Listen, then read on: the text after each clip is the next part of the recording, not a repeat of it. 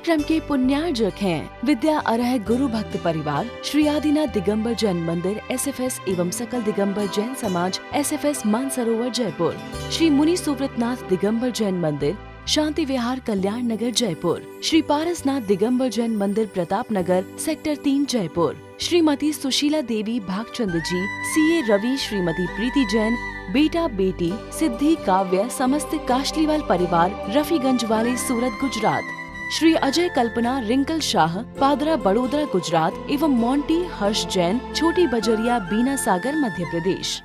बोलिए पंच परमेष्टि भगवान की, भगवान महावीर स्वामी की, अहिंसा परमो धर्म की, परम पूज्य आचार्य गुरुवर श्री विद्यासागर जी महाराज की, परम पूज्य आचार्य श्री समय सागर जी महाराज की, परम पूज्य मुनि श्री योग नियम सागर जी महाराज की, परम पूज्य मुनि श्री सुधा क्षमा समता प्रमाण सागर जी महाराज की। हमारे जीवन में संस्कार क्या होते हैं, उस संस्कारों को कैसे जीवन में पारायण करना चाहिए। हमारा जीवन मिट्टी के लौंदे की तरह है। एक एक शब्दों को ध्यान से सुनना, कुछ बात अच्छी लगे उसको विशेष रूप से सुनना, तो हमारा जीवन मिट्टी के लौंदे की तरह है। उससे हम मंगल कलश भी बनाया जा सकता है, तो शराब का कुल्हड़ भी। मिट्टी के साथ दोनों तरह की संभावनाएं होती है। जहां मिट्टी मंगल कलश का रूप धरकर पवित्र द्रव्यों से चर्चित होकर के हमारे माथे की शोभा को बढ़ाती है, तो वही शराब का कुल्हड़ निंद दृष्टि से देखा जाता है। बंधुओं, संत कहते हैं इस सृष्टि पर, इस धरा पर दोनों तरह के लोग हमें दिखाई देते हैं। एक वे जिन्हें मानवता के रूप में जाना जाता है, पहचाना जाता है। दूसरे वे जिन्हें मानवता के कलंक से जाना पहचाना जाता है। इस धरा पर महावीर हुए तो मारीच भी हुआ, इस धरा पर रावण हुआ तो राम भी हुआ, इस सृष्टि पर कृष्ण भी हुए तो कंस भी हुआ। दोनों तरह की स्थितियां हमारे सामने हैं। अब हमें कहीं और नहीं देखना है, हमें अपने अंदर झांक कर के देखना है कि हमारे अंदर रावण का बीज पल रहा है, जीव पल रहा है कि राम का।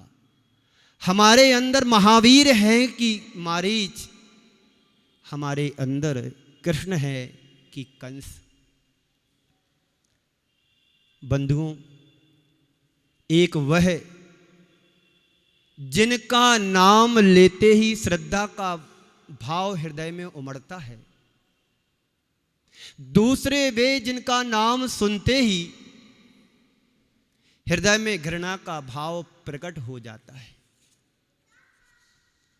आखिर ऐसा क्यों? एक का नाम सुनकर के हम श्रद्धा से भर जाते हैं और एक दूसरा उसका नाम सुनकर के हमारे हृदय में श्रद्धा के भाव उमड़ने लगते हैं। आखिर ऐसा क्यों? जन्म से तो किसी में कोई अंतर नहीं पाया जाता है।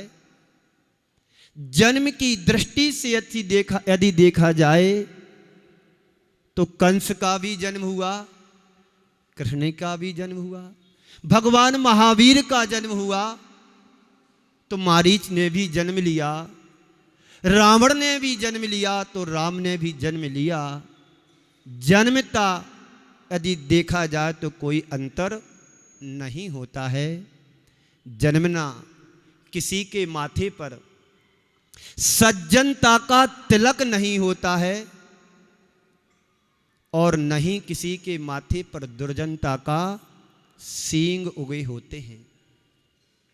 शकल से ना कोई सज्जन होता है और ना कोई दुर्जन होता है, फिर भी इस धरती पर दुर्जन और सज्जन दोनों प्रकार के लोग पाए जाते हैं। मान सरोवर में हंस भी तैरता है तो बगला भी। हम कहां पर बैठे हैं? क्यों? ये कौन सा एरिया आता है? सांगानेर मानसरोवर है ना?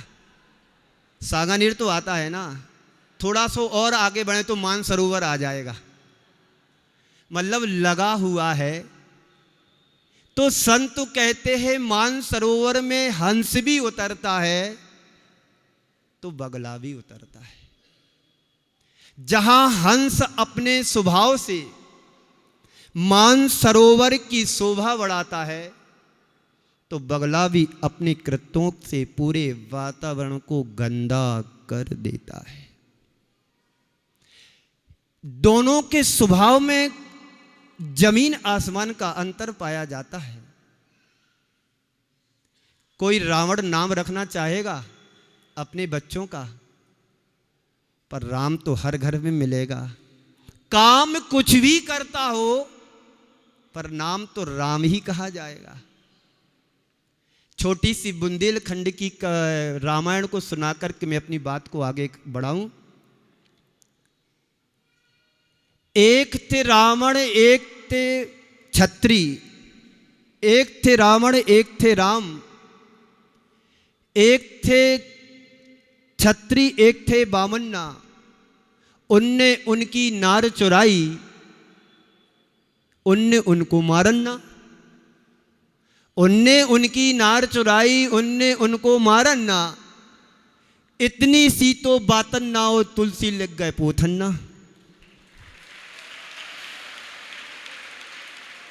एक थे बामन एक थे छत्री। उनने उनकी नार चुराई, उनने उनको मारन्ना। इतनी सी तो बातन ना हो, तुलसी लग गए पोथन्ना। बंधुओं, अब ये हमारे ऊपर है कि हम अपने जीवन को कैसे बनाते हैं। दोनों पहलू आपके सामने है। एक संस्कार, दूसरा कुसंस्कार। आज हम वर्तमान परिवेश में यदि देखते हैं, जहां जहां तक हमारी नजर जाती है, आज के युवा युवतियां भटकती हुई नजर आती हैं। ऐसा क्यों? माता पिता के आदेश से आप यहां जयपुर में सांगानेर में पढ़ने के लिए आए। माता पिता का विश्वास आपके प्रति जितना है, उतना विश्वास आप अपने अंदर पालन करते हैं कि नहीं? आपके लिए यहां पर पैसे भी खर्च कर रहे और तुम्हारे जीवन के लिए जो कुछ आवश्यक होता है उसकी पूर्ति भी करते हैं। लेकिन यहाँ के माहौल में हम लोग आकर के अपने परिवार को सब कुछ भूल जाते हैं। आखिर ऐसा क्यों? आज हमें समझने की जरूरत है अपने जीवन के लिए। हमने कितनी दुर्लभता से मनुष्य पर्याय को पाया है, मानव जीवन को पाया है। कहीं आपकी मां पेट से ही परलोक पहुंचा देती तो क्या आप इस दुनिया को देख पाते? ये उपकार है उन माता पिताओं का जिन्होंने तुम्हें जन्म देकर के इतना बड़ा बनाया और योग्य बनाया, और आपको पढ़ा लिखा करके योग्य बनाने में सारा सब कुछ लगा रहे हैं। और हम लोग थोड़े से स्वार्थ के कारण हम माता पिता को भूल जाते हैं और लाइन से बेलाइन हो जाते हैं। आखिर ऐसा क्यों?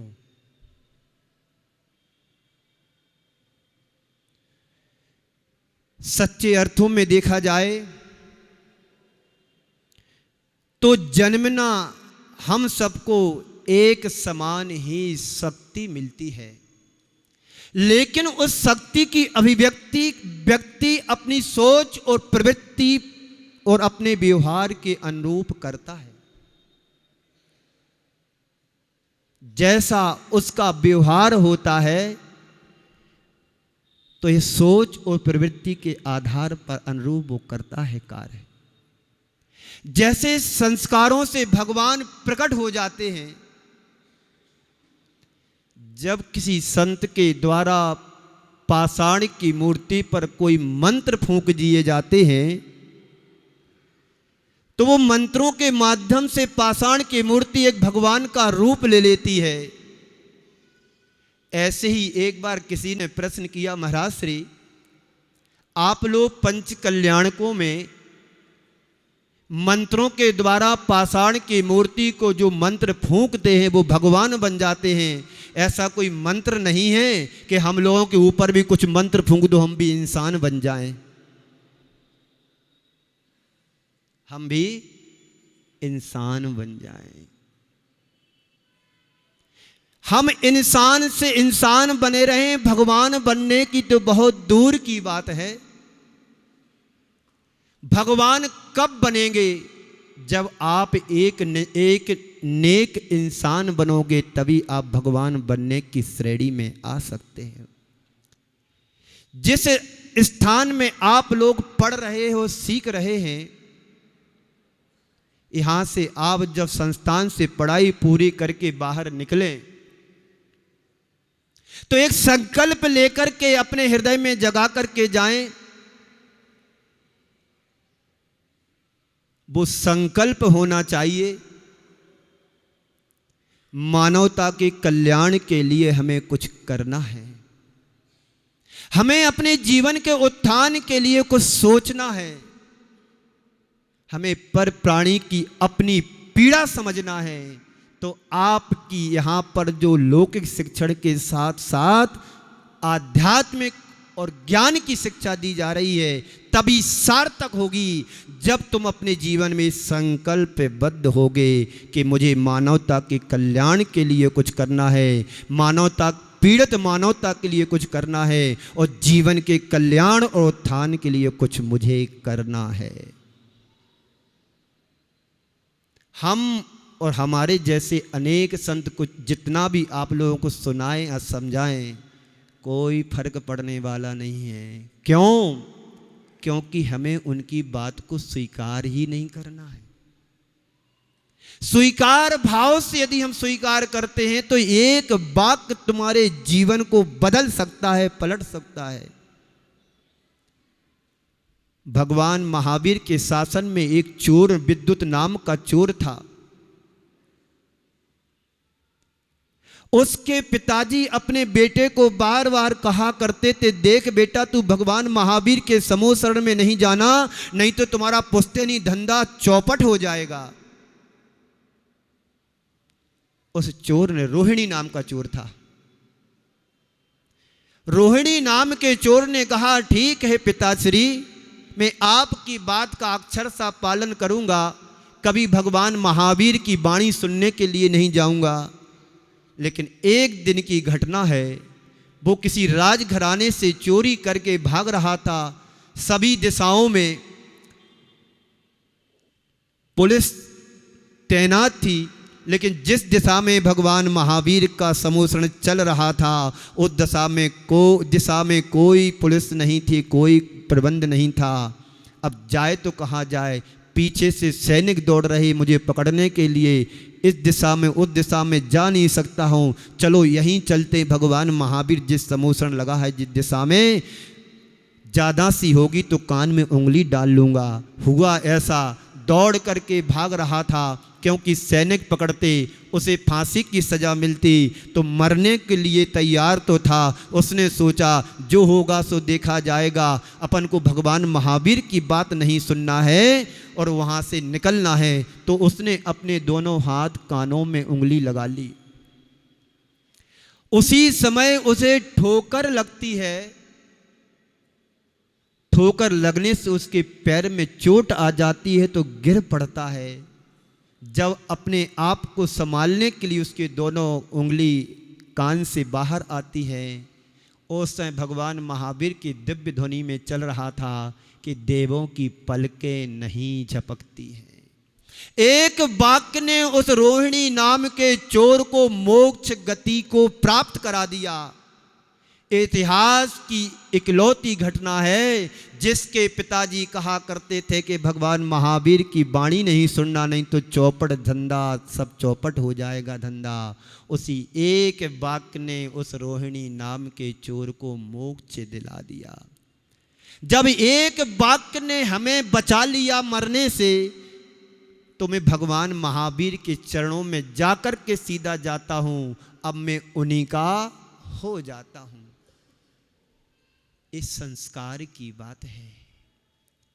आचार्य गुरुदेव के चरणों में ऐसे अनेक युवा उस जमाने में 1960-65 के 70 के 80 के 78 के दरमियान में युवा चल कर के आए, और वो युवा आज हमारे लिए गुरु के रूप में दिखाई दे रहे हैं। जहां पर इस संसार में राग की बंसी बजा करती थी, उसी धरा पर बैराग की बंसी बजाने के लिए आचार्य ज्ञान सागर जी महाराज और उनके पट्ट शिष्य आचार्य विद्यासागर जी जैसे संत हुए। जब श्री कृष्ण राग की बंसी बजाते थे तो गोपियां दौड़ करके आती थी। वो राग की बंसी थी। और आज बीत रागता की बंसी बजाने वाले आचार्य गुरुवर श्री ज्ञान सागर जी ने बीत रागता की बंसी बजाई। हम जैसे सैकड़ों बार दौड़ करके आए।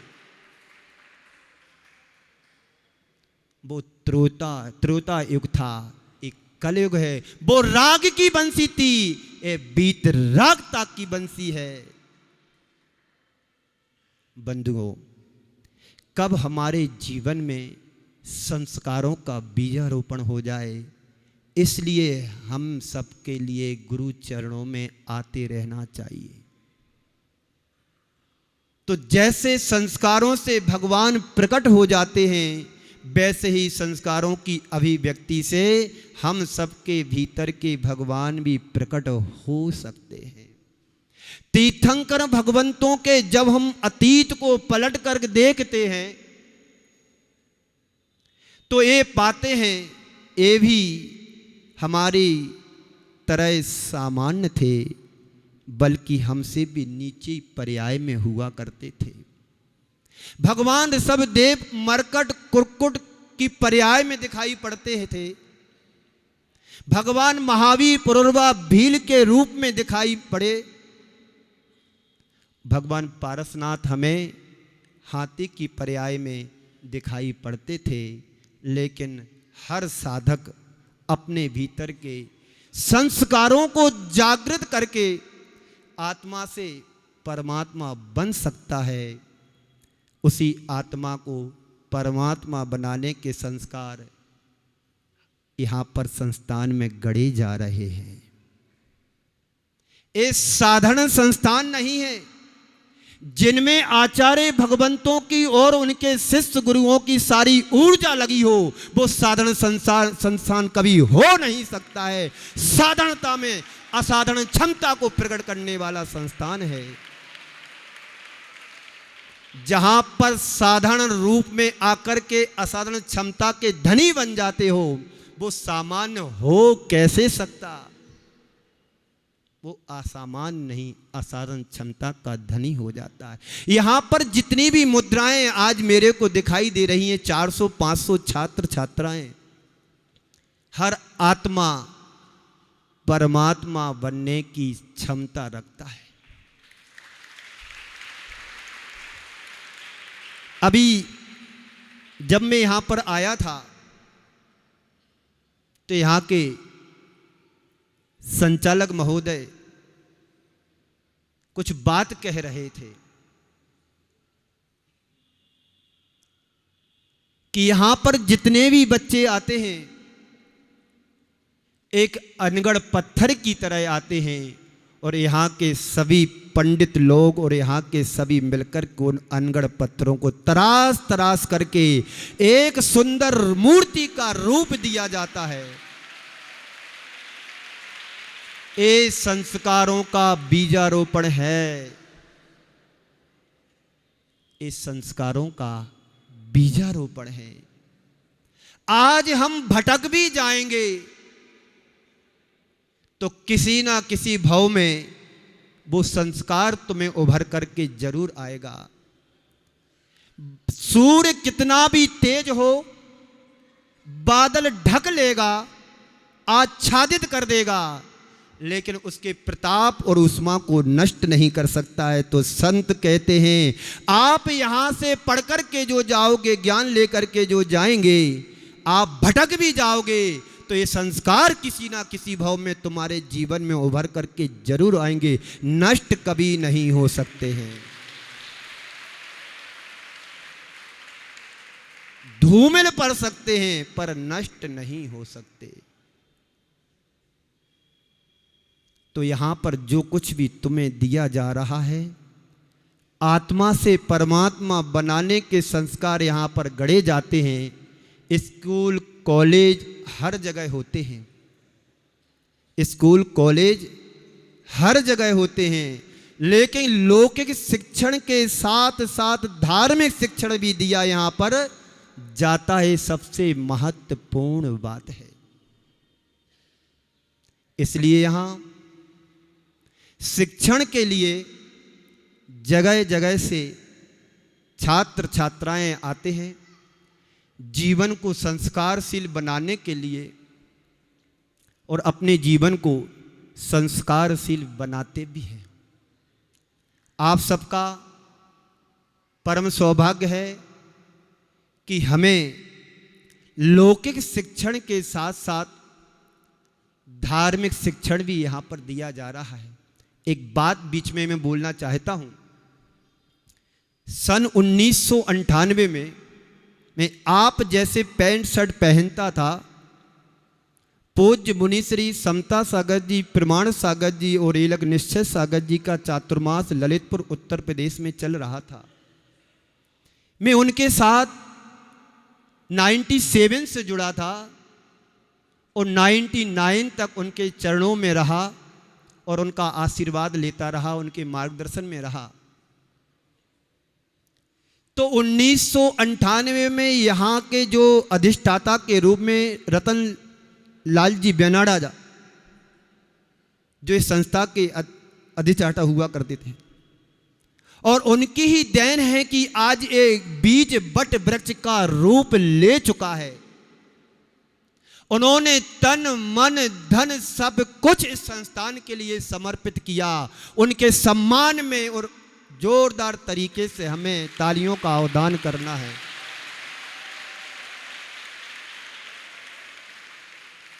तो 1998 में वो शिविर लगाने के लिए ललितपुर दशहरा के समय आए हुए थे। उस समय मेरी उम्र 22-23 वर्ष थी। कितनी उम्र थी? 22 या 23 वर्ष का उस समय में था। तो यहां से संजीव कटंगी, अतुल जी खंडवा, महेश जी सतना और एक मंडीदीप के भैया और थे, नाम मुझे याद नहीं आ रहा है, मंडीदीप से थे एक। इस 4 ब्रह्मचारी के रूप में पंडित जी के साथ वो पढ़ाने के लिए गए। वहां पर 10,000 विद्यार्थी परीक्षा उसमें बैठे थे, पूरे शिविर में 10,000। मैं भी 6 ढाला की परीक्षा में बैठा था और मुझे जब पहली बार मैंने 6 ढाला पढ़ी तो 60 अंक आए थे 100 अंक में से। तो उनका ज्ञान और शिक्षण देख करके मुझे लगा कि मुझे भी आपके यहाँ आना है। संजीव भैया से मेरी बात हुई, पंडित जी से भी बात हुई।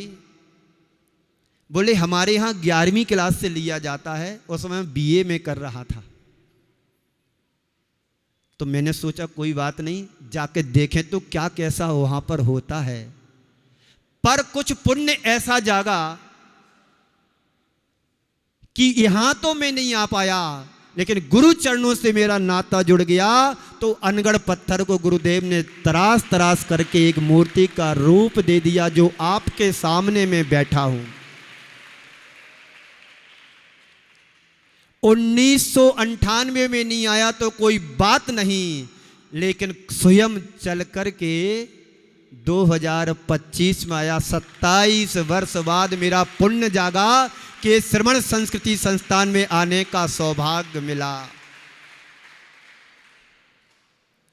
अवसर की खोज हमें करते रहना चाहिए और प्राप्त अवसर को कभी खोना नहीं चाहिए। और एक बार प्राप्त अवसर यदि खो गया तो दोबारा मिलना मुश्किल होता है। बंधुओं, यदि देखा जाए तो यहां रहकर भी वो लाभ नहीं ले पाएंगे जो लेना तुम चाहते हो। तन मन धन सब कुछ समर्पित कर दो, जब तक हम यहां पर रहें इस दुनिया में मेरा कोई नहीं है।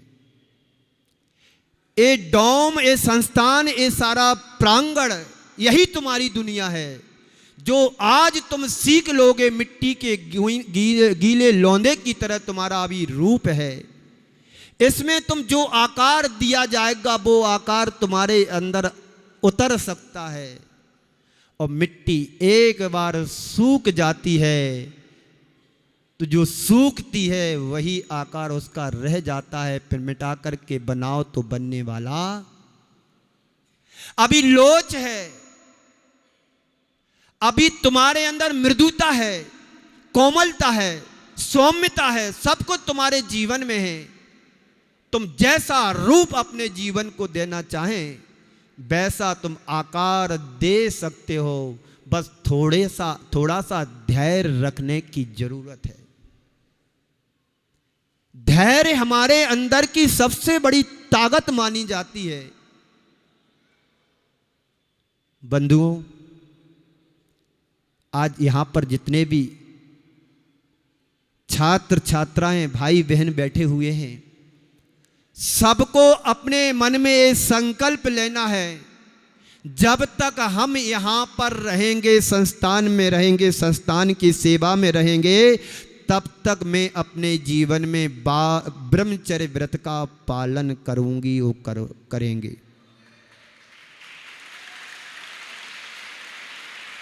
ब्रह्म यानी आत्मा, आत्मा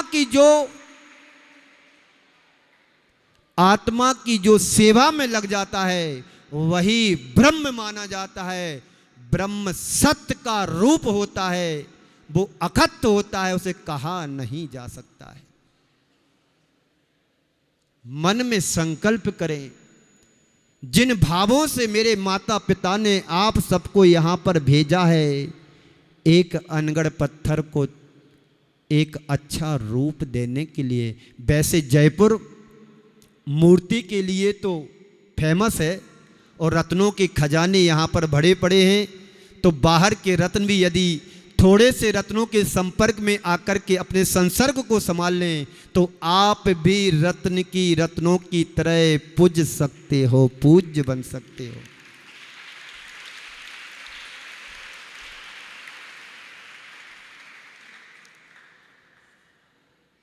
आगे चलता हूं तो यहां पर जो संस्कार तुम्हारे जीवन में गढ़े जा रहे हैं, तो बंधुओं हमें भरपूर लाभ लेना है। क्यों? क्योंकि सब कुछ बदला बदला सा लग रहा है आपके जीवन में। आप सफ़ेद वस्त्र पहने हैं, यहाँ पर कन्याएं बैठी हैं, बालिकाएं बैठी हैं, छात्राएं बैठी हैं, इनका भी रूप बदला है। यहाँ बालकों और भाइयों का भी रूप बदला है। सब बदला बदला लग रहा है। रहन सहन बदला, खान पान बदला, वेशभूषा बदली। अभी संस्थान से बाहर आप घर जाएंगे या कहीं घूमने जाएंगे तो आपका ड्रेस और एड्रेस सब चेंज हो जाता है। पर जब तक इस संस्थान में रहूंगी और रहूंगा, तब तक अपने जीवन को संस्कारित करते रहना है। बोलचाल भी बदल गया, क्या नहीं बदला? सब कुछ बदलने के लिए हम यहाँ पर आए हैं। अभी संस्थान के संचालक महोदय कह रहे थे कि यहाँ से बहुत सारे बच्चे यूपीएससी आईएएस क्वालिफाइड कर चुके हैं। बहुत से बच्चे संस्थान के पंडित भी बन चुके हैं।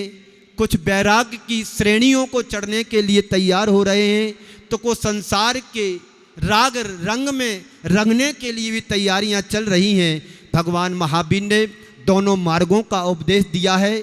एक है गृहस्थ मार्ग, तो दूसरा संन्यास का मार्ग।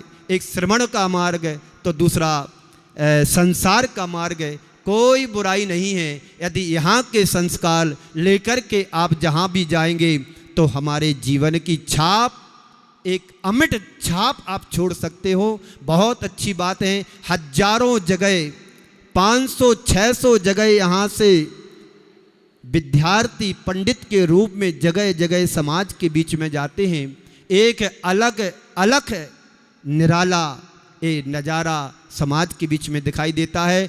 जब पंडित रतनलाल जी हुआ करते थे, उनके माध्यम से, उनके द्वारा हर महीने हर जगह सबसे ज़्यादा उनके लिए शिविर लगे हैं तो महाराष्ट्र में लगे हैं, महाराष्ट्र और गुजरात में लगे हैं। तो बंधुओं, आप लोग भी ये क्षमता आप प्राप्त कर सकते हैं। बस थोड़ा सा संयम हमें अपने जीवन में रखना है। जिस उद्देश्य को लेकर के आप यहाँ पर पहुँचे हैं, उस उद्देश्य को अपने सामने, डेस्क के सामने रख लेना कि हम यहाँ पर आए हैं, बनने के लिए आए हैं, बिगड़ने के लिए नहीं। हम इस संस्थान में आए हैं, बनने के लिए आए हैं, बिगड़ने के लिए नहीं। कुछ बन ना सकें तो कम से कम बिगड़ना मत बहना। यदि तुम बाहर की हवा में बहना बह जाओगे तो कभी अपने आप को बचा नहीं पाओगे। इसलिए बहना बहना नहीं, थम करके कुछ अच्छा सा करने का सोचना। हमने कैसे जन्म लिया ये महत्वपूर्ण नहीं है। महत्वपूर्ण तो ये है कि हम कैसा जीवन जी रहे हैं। हमने कैसे जन्म लिया ये महत्वपूर्ण नहीं है, हम कैसा जीवन जी रहे हैं ये महत्वपूर्ण की बात है। हमारे जीवन का निर्धारण कैसे होता है, हमारे जीवन का निर्माण हमारे संस्कारों से होता है, और संस्कारों के अनुरूप विचार होता है, और विचार के अनुरूप आचार होता है, और आचार के अनुरूप हमारा व्यवहार होता है। आज संक्षेप में 4 शब्द कहने जा रहा हूँ। समय वैसे आपका हो रहा है, 15 मिनट बाकी है। उन 15 मिनट में मैं आपको संक्षेप में आज के 4 शब्द में आपके सामने रख रहा हूँ। संस्कार, विचार, आचार और व्यवहार। नंबर 1 संस्कार, नंबर 2 विचार, नंबर 3 आचार यानी आचरण, और नंबर 4 व्यवहार। हमारे विचारों पर संस्कार का प्रभाव पड़ता है। मनुष्य के अंदर जैसे संस्कार होते हैं, वैसे उसके भाव और विचार होते हैं। हमारे चित्त और चेतना पर हमारे संस्कारों का गहरा असर पड़ता है। हम जैसा देखते हैं, हम जैसा सुनते हैं, जैसा महसूस करते हैं, वैसे संस्कार हमारी चेतना में जमते हैं और जैसे संस्कार हमारी चेतना में जमते हैं वैसे ही विचार होते हैं, और जैसे विचार होते हैं वैसे ही हमारा आचरण होता है, और जैसा हमारा आचरण होता है वैसा हमारा व्यवहार होता है, बन जाता है। आज हम किसी के व्यवहार को देखकर या तो उसकी ओर आकर्षित हो जाते हैं या उससे दूरी बनाने के लिए कोशिश करते हैं। जिसका तुम्हें आचरण व्यवहार अच्छा लग रहा है तो आप उसके प्रति आकर्षित होते हैं, आप उससे जुड़ने का प्रयास और पुरुषार्थ करते हैं, और जिससे आप आकर्षित नहीं होते हैं तो उसके व्यवहार से आप दूरियां बनाने का प्रयास और पुरुषार्थ करते हैं। या तो उसकी प्रशंसा करते हैं या तो उसको कोसते हुए बैठ जाते हो कि ये गलत है, ये अच्छा नहीं है, ये वैसा है, ये ऐसा है, ये तो देखो हम कैसे हैं। हम इन दोनों आँखों से जो हम दूसरों को देखते हैं, कभी आपने ये सोचा कि कोई हमें भी इन दो आँखों से देख रहा होगा? आचार्य श्री ने बहुत अच्छी बात कही, तेरी दो आंखें तेरी ओर हजार है। इस संस्कार बोल रहा है। कौन बोल रहा? संस्कार बोल रहा है। तेरी दो आंखें सतर्क हो जा, तेरी दो आंखें तेरी ओर हजार, सतर्क हो जा। ये क्या है? हाइकू, जापानी कविता है, 17 अक्षर की, 5 7 5, कितने हो गए? 17 शब्द में बड़ा गहरा अर्थ छिपा है। हम देखते हैं, जानते हैं कि मैं दुनिया को देख रहा हूं, पर ये भी तो देखो कि मेरे लिए दुनिया की 1000 आंखें भी मेरे को देख रही हैं, इसलिए सावधान हो जाओ।